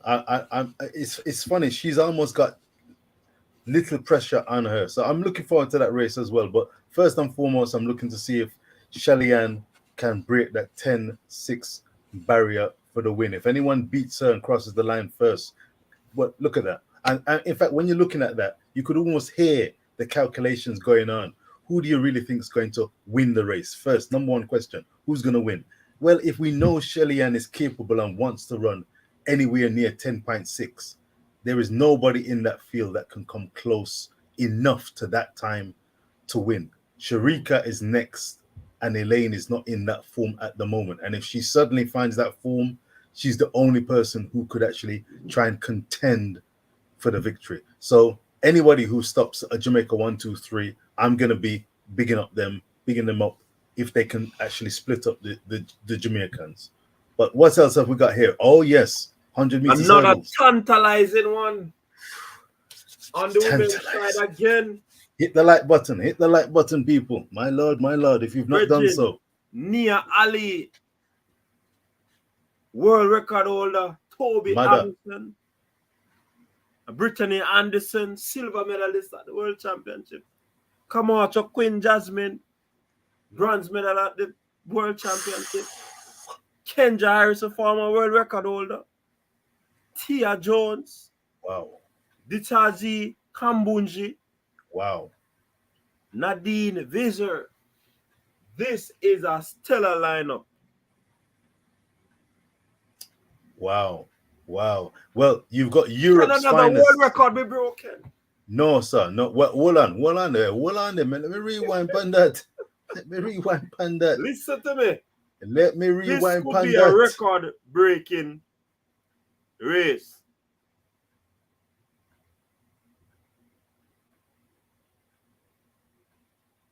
Listen. Richard. Where you go on, Richard? I'm right here, so you said listen to me, I listen to you. The thing. What you say? May I listen to you? What you say?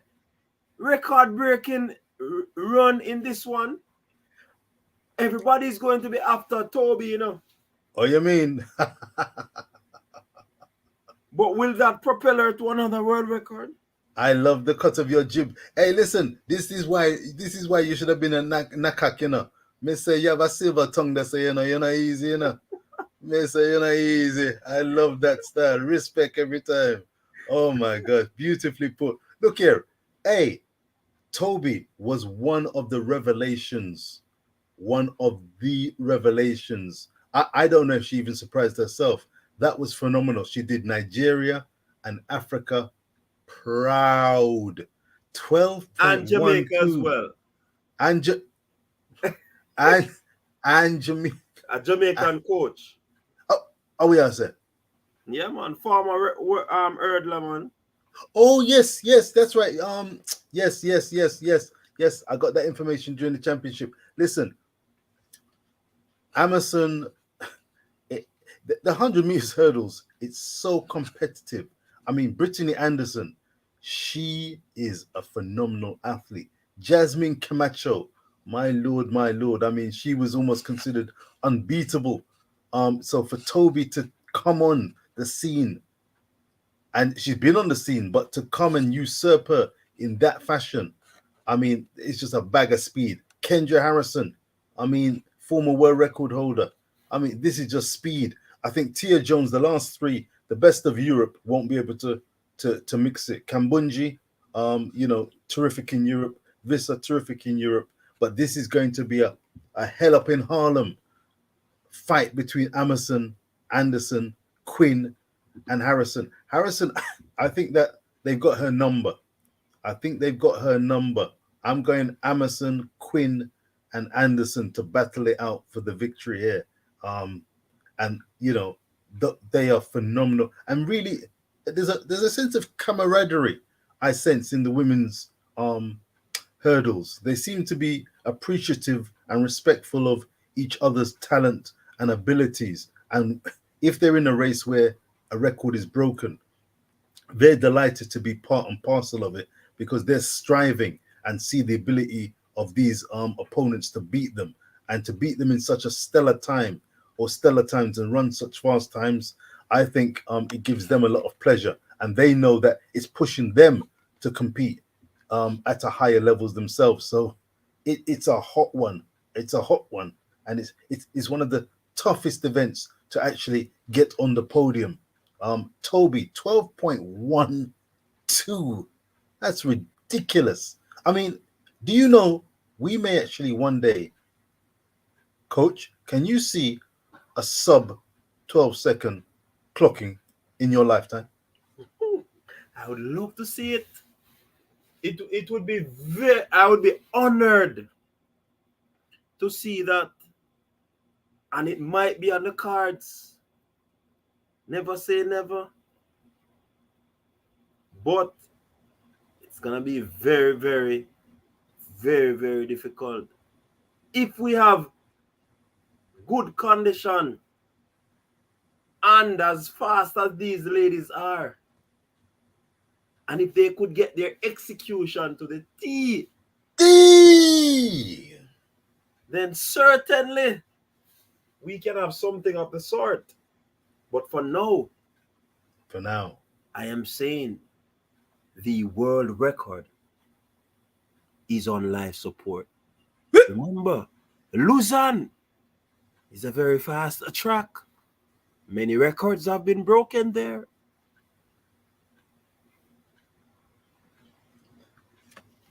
Get ready. Get ready. I am saying this is a world record watch. I remember I said it here on the program from Trackside Tuesday evening. We come on, we discuss track and field with the track and field fans. How many of you are backing me up, telling me that, or agreed with me that this 100-meter hurdles for women, the world record is on live support?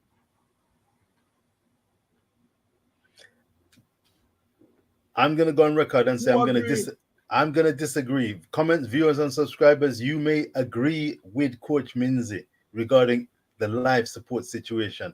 In this particular race, I'm going to, I get the feeling that bragging rights, looking to your left, looking to your right, who's going to come across the line and pick up the check, pick up the victory, and that will usurp the world record. Watch. This is just a feeling. Richard, remember, you know, she ran 12-1-2 in the semifinals. But it was for that little tiny bit of wind reading. She ran 12-06. Oh, God. And she never have near Ali and others. What you chat say? It can go. Minzy, it's touch and go. It's touch and go. It can go. Remember, it's an early event, though, people. Don't get me wrong. It's an obstacle race. That's why I emphasize the point. Execution. Execution will be key. A flawless race would be key. Flawless. As well as a favorable wind reading.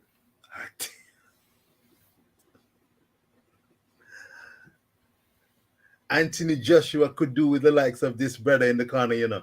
Anthony Joshua could have do with the likes of Coach Means in them corner for execution and elocution. My Lord. Richard, I only know track and field according to some people. But two of them don't know, say, we know the sporting world, you know. Sports, you know. Hey, if you cut me, I say SPORTS run out, you know. No, I kid you not. In good company. Minzy knows his sports. Keep 400 listening. meters, people. Big body race too. Cofield, Kazmarek, Claver, McLeod, McPherson, Paulino, Jody Williams, and Sarah Williams. This one is going to be good enough. I am going to put it to you, Richard, that it's going to be a battle between Paulino, McLeod, and Sarah Williams. What say you? And viewers and subscribers, drop it in the comment section. Paulino sticks out like a sore thumb.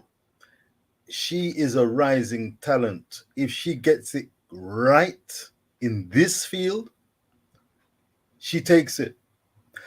Sada Williams has been wonderful seeing a Barbadian athlete on the world stage. She has had a taxing season. I think she came second, I believe, second to Shauna Wheeler-Weibo in the NACAC 400 meters. Yes, she did.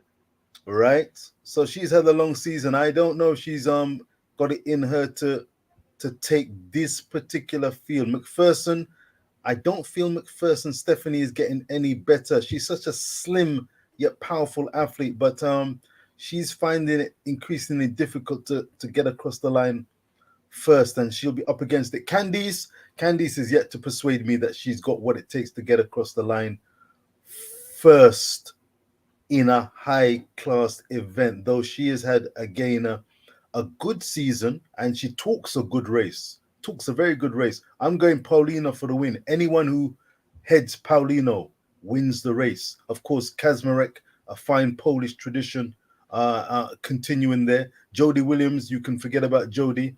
She'll be just delighted. She will be delighted just to be on the start line there. She won't be figuring in anything. But the Jamaicans will be hard-pressed to beat Sada Williams and Paulino. But I like the cut of McLeod's jib. She talks a good race. She knows that the 400 meters is challenging enough. Arguably not the toughest race because, ironically, what do you make of Sydney McCaughlin being mooted as coming down changing events and running the 400 meters hurdles. Shauna Willie-Weibo is saying that she's had enough again of the 400 meters. This could be an open event, and this is where Candice, if she sticks at it, she may find herself a podium contender, and dare I say it, she could sniff a victory come the World Championships. Can she take a Sydney McLaughlin, or is this an open book? Listen, Paulino and Seda, I think, has the same race strategy. It's who wants it the most. Because this is how Shauna Miller-Weibo has edge over these ladies. And that's why Salwa was so dangerous to Shauna Miller-Weibo. Shauna Miller-Weibo, from start to about 80 meters, she turned on the engine, turbo. Then she travels, and then she turn on again to come home. So she discouraged her opponents. That's what Salwa did her to defeat her at the World Championship. Incredible race. So Seda and Candice and everybody in this event, they are not fast starters per se in terms of going out fast to discourage your opponents. No. Everybody will be on the same. So it's who's gonna be the faster athlete, stronger athlete going home. That's what I would say about this one. You know what I mean? Paulino, like you said, could be the favorite. I think she finishes faster than the others. Seda is strong, but she doesn't strike me as a fluid finisher, smooth finisher. She has to be in control. I don't see her running past anyone. Yes, I agree. In the straight. I agree. You know what I mean? So that's how I would go about analyzing this 400 meters. How do you describe McLeod? How do you describe McLeod and McPherson? What do you think that their top end is? What's their top end? Most of them run the same way in this race. And that's why Shauna Miller have the edge over them. Because she go out fast and discourage them and gone about her business. When they're trying to catch her back, she already in the home straight, begging for the line, swinging her arms, finishing strong. So it's difficult to pass her. Plus, she's faster than all of them. Foot speed-wise, she's faster than them. Yeah, I don't expect any personal bests from Candice McLeod. I'd love to see a personal best. Personally, as I said, McLeod talks a good race. I'd love to see her produce a personal best. She's very good at reflecting on her performances and knowing the lay of the land. So I'm going to be very interested in this race to see both herself and McPherson, how they deal with the challenge of Paulino and the rising talent that is Sada Williams of Barbados. With no Shauna Willie-Weibo, people will know, the watching audience will know that it's almost an up for grabs race with Paulino the favorite. But if you execute that word you've used so well this evening, the likes of Kazmarek, even Claver will be looking to execute, and personal bests could be on the cards for one or two of these athletes if they have the sufficient gas in the tank. But it'll be a competitive race, a race being the optimum word.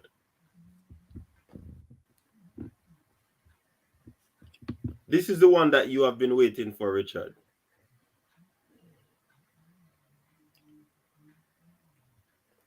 I'm licking my lips.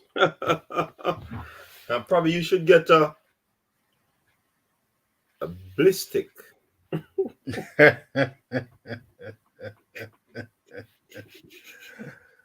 Oh my goodness me. This 200-meter field. Wow. Stellar. Wow. Stellar. And with the addition of the man Andrew Hudson that I spoke about, that if he had more competition in the race the other day over there at NACAC, he probably could have run faster. No, this is the time for him to show it. Very experienced field he's going up against. very fast and strong athlete. From lane 1, well, from list 1 right down to list 8, Jerreen Richards, very fast as well. No joke, he's no slouch. Ogando, very fast. Michael Norman, now alive, world leader. Arian Knighton, Fanbole. Oh my God. This is gonna be tantalizing. This is gonna be mouth-watering. This is gonna be a stupendous run from these athletes. It's gonna be wow, wow, wow. Richard, what say you? Coach, you mentioned, here it is now. Here it is, viewers and subscribers. Hold on, Richard. Well, I'm pull up. What going? Pull up. Jordan is asks, I wonder how he managed to get a lane. A man run 1987, and you ask him how him get a lane? You think the organizers them now watch what going? Pre. Them are pre. Plus, once you have good agent, I mean, you say, here's my athlete. He's fast. He's right up there with them. I mean, he needs to get the lane. Bookings right away. Agent get that done. Yeah, that's it. Which is interesting because athlete. You check out lane 1 this. I don't know if he's gonna have lane 1. I don't know if this I is the know. lane. I made a mistake. That's why I said from top to the bottom where Jerreen is. All right. Well, respect what Mr. Charles Dobson. I can assure you that he must have a good agent.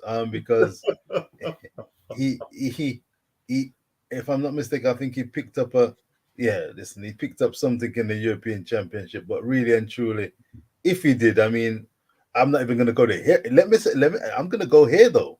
Man, I slowest in I feeling, brother. And he's not gonna get no personal best, trust me. Now watch this. I'm saying that. Watch Andrew Hudson. Delighted for him with his switch from America to Jamaica. But watch out, with this kind of a lineup, it's the psychological aspect that I find really interesting, as well as the physical. Because watch out, make no bones about it, Noah Lyles, Knighton, Michael Norman, Ogando, they can gap you. Even if you leave out Ogando, those guys can gap you. Now, I want to know. All right, Jordan, my apologies. Watch out. Oh, yeah. I want to hear what the commenters are saying, The man saying something in my talk. I can't see my talk. I hear a friend of my talk. Oh, yeah. They're going to blow his back out.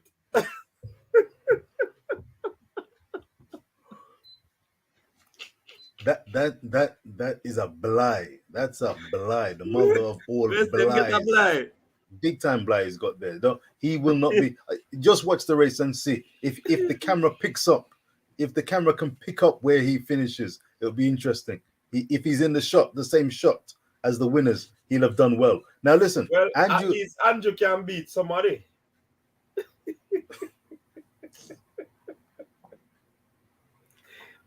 You'd hope so. But here's my question.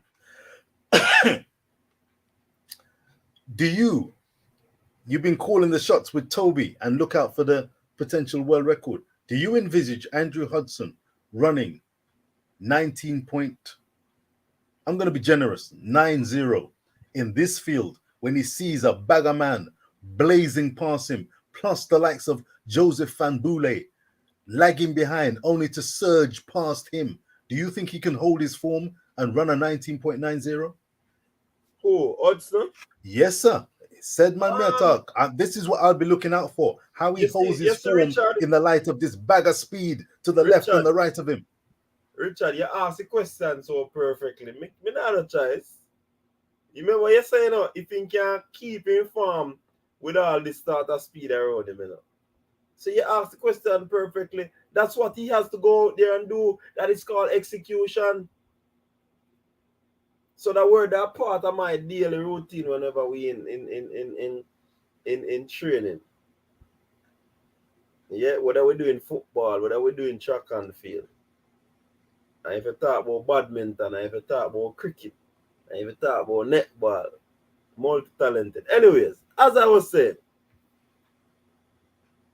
yeah, man, if him execute, then definitely him can go in at the 19. The track fast enough to begin with. He's gonna be going up. Remember, you know, Tiddlywinks. One thing I observe about Andrew, you know, and in order to aid your time in 200 meters, you see that first 100 meter, it have a fast. You see that curve there, you have to can run curve. And Andrew strike me as the one that can run curve. All right. So you see, if him run off the curve and stay tall and relax, as I said, and don't lose him form and him shape, of course him can stay there, someone. Probably go to 7-0 or 7 something. I went. A drunken master talk. You just find yourself in a kind of deep waters that The man, hey, hey, remember say him have some pent up energy against the US people, them, look, seems as if that to me, Mind that not turn baggage. Mind that not turn baggage pan him. The man like a pressing that button, Oh. Viewers and subscribers, please do not get your hopes up. If I was commentating on this race, I say Mr. Hudson has the ability to run fast. He's made the transition from America to Jamaica. He is undoubtedly Jamaica's #1 200-meter runner. Having run 19.87, he will have felt good about that. He's got the Jamaican vest on. He's now a fully fledged Jamaican international, and he's coming up against fellow, I was going to say Americans, Knighton, Lyles. They've got their own personal dues that they're involved in. I don't know if Andrew will put it down to execution. I want to see if Knighton can get close to or defeat Lyles. When it matters, I will say Lyles to win all the time. This Diamond League meeting, Noah Lyles is an interesting character. If he's not hungry and burning for the victory, to show something, he's a showman. So if he's not ready to do that, for whatever reason, Knighton can come and take it. But Knighton is well aware that Lyles has his number at the moment. Michael Norman, the world champion. You hear me? What a phenomenon. You want to say a word about Michael Norman? Just how phenomenal this athlete is? 400 meters world champion. And this is a man who can go toe-to-toe in the 200 meters against some of the fastest 200 meters runners of all time. I mean, this man is phenomenal. In the same breath, he can be mentioned as a Michael Johnson. That speaks volumes, as far as I'm concerned. I don't expect him to win the race, but he's got the caliber to contend and push towards the fast time. It's going to be a really interesting race, and we've got the future with the likes of Ogando. I tell you, it's such a world event. I love Athletics because it covers the world. Liberia, Britain, America, Jamaica, Jareem Richards of Trinidad and Tobago, Commonwealth champion, flying. I think he ran that personal best at the Commonwealth Games, that 19.80. Yes, and I was delighted. That was one of my favorite victories. Jareem, I think he lost one of his. I think it was him who lost one of his dear friends, tragically. And he was running the indoor during the indoor season, and he brought home and was victorious in the indoor event, I believe. And yeah, if it's not him, I apologize, but I like Jareem Richards, very fast runner, engaging character, and that's going to be a fast race. That's going to be fast. Lyles versus Knighton versus Hudson. Makes much nice, Richard. Eh? Oh, your cheer makes much nice. I'm sure I'm gonna rub the computer. I don't know which one. You're Oh, hearing the sound now? no. Or the sound? Or the traffic outside?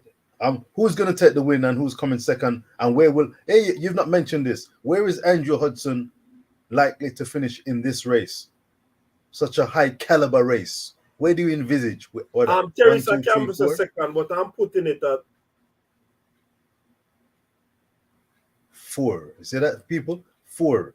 And the sister has him coming second. Sister, second. Well, I would be shocked. Second. We'll keep an eye on that one. Second to who, sister? To Lyles or Knighton? Is that what you're saying? He's going to beat Michael Norman, Oganda, Jareem Richards. Yeah. I'm going for 5th. I'm going for 5th. If he gets better than 4th, if he gets 4th or better,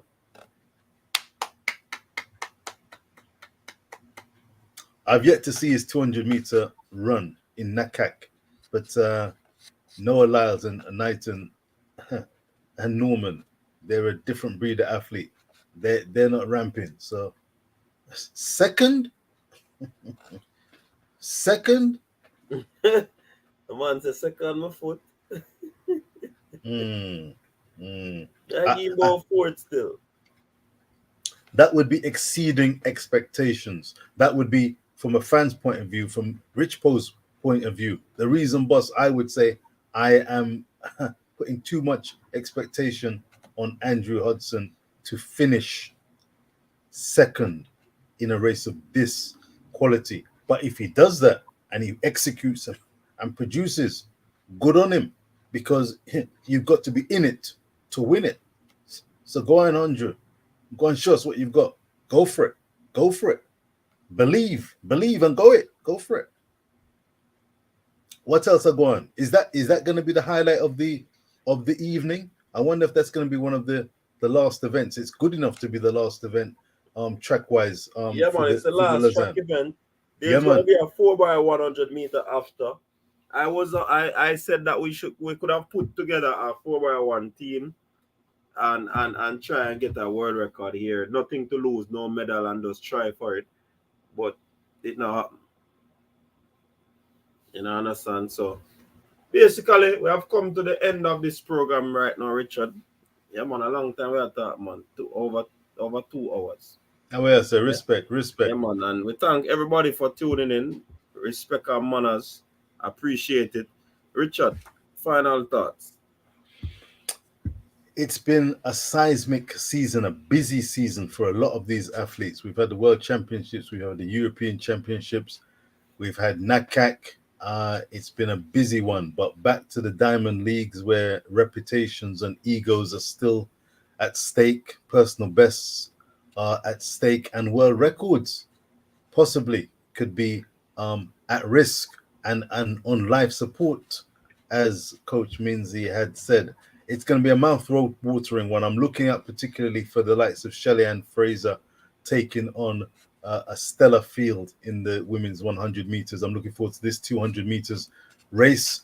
And I am also keeping a close eye out for Shanika Ricketts. She is in the form to jump 15 meters, to break that 15 meters barrier, win, lose, or draw. But it's been a fantastic season. My highlight was the World Championships, no doubt about it. But back to the Diamond League, and there's some mouth-watering prospects.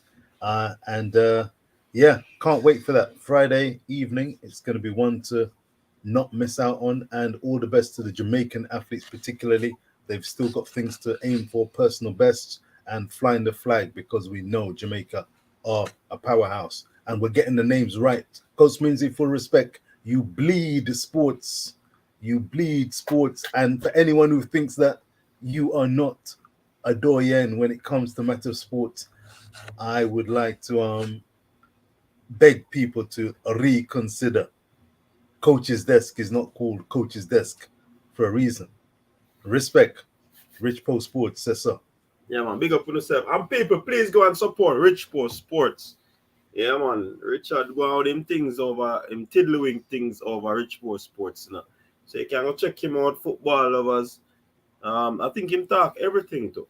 You know what I mean? Sports. So, Yeah, man. big up yourself, people. Thanks very much. Like the video on your way out. Respect to Richport Sports and your good selves for coming and joining and being a part of this wonderful discussion. Not one of those robust one, but you know, it was a nice little smoothness of conversation. RDD, you mentioned 200 for women, coach. 200 for women, that me not see that. Was there a 200 meters for women? I don't see that on the cards. That's not on the cards, man. RDD, you're missing, man. That's not on the cards. Oh God. RDD, big up yourself. Hey, people, we are planning to have a debate on the coach's desk. What? Yes. A goodly doctor wishes to challenge Fabian Gunner on some information that he's proud here on the show. The doctor said he wants to challenge Fabian on the matter. So we're going to look into the mood. We're going to try and put it together. And who oppose and who propose. And we'll see if we can get it together. But first and foremost, if we talk about things like that, we need judges, you know. And if you volunteer yourself to be a judge, if you know about debate, just link up the coach's desk. You can link me on IG. You can link me on the WhatsApp number there. 876-474-3538. Because we're planning something epic for y'all.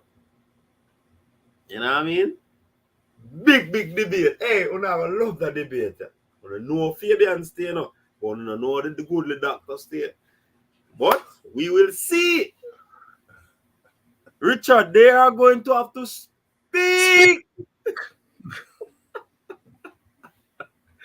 People, until next time, stay safe. Peace out. Your style and your flavor make the city rock. They must say the season come out with a bang. Coach Minzy, best round here. Remember that.